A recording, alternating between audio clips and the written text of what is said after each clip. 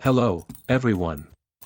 In this video, we're going to discuss what GDP is, how it's calculated, and why this economic indicator is so important. You've probably heard the term before, but maybe you're not entirely sure what it means or how it affects your life. Today, we're going to explain everything. What is GDP? GDP, or Gross Domestic Product, is the total value of all goods and services produced within a country over a specific period of time. It's usually calculated for a year or a quarter. Here's a simple example: if a country produces cars, computers, builds houses, creates new medical products, and provides various services, all of that activity and its value contribute to GDP. Now, let's break down what we mean by value. This is just the total amount of money spent on purchasing these goods and services. If something is produced in a country and sold either domestically or abroad, it's also considered part of GDP. Why is GDP important? So, why do we need this indicator? Why does everyone care about GDP growth or decline? It's actually pretty simple. GDP is the key indicator of the economy's health. It shows how active businesses and the labor market are, how wealth is distributed, and even how living standards are developing. If GDP is growing, that means the economy is developing, new businesses are opening, people are getting jobs, and goods and services are becoming more accessible. When GDP is declining, it signals potential economic problems, reduced production, rising unemployment, and a decrease in living standards.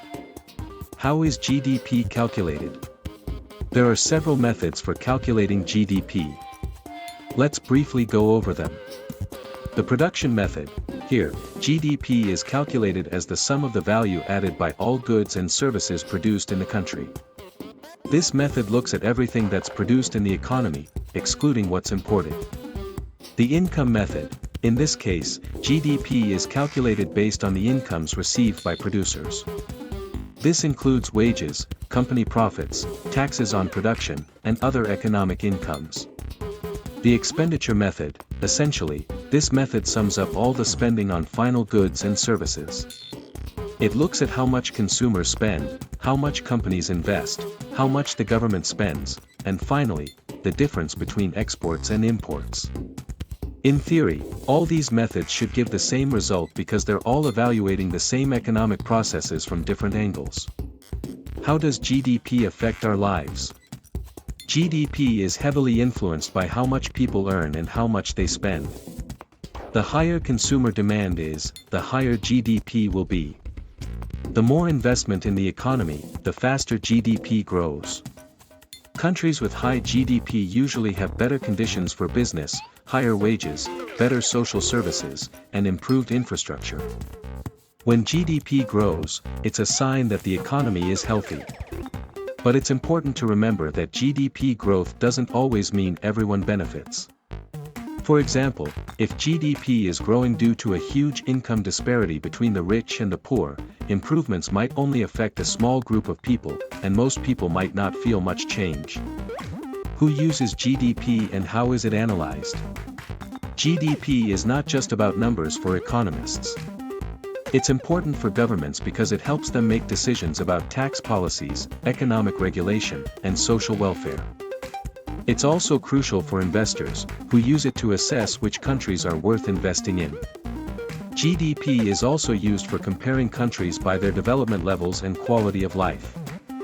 How is GDP related to crises?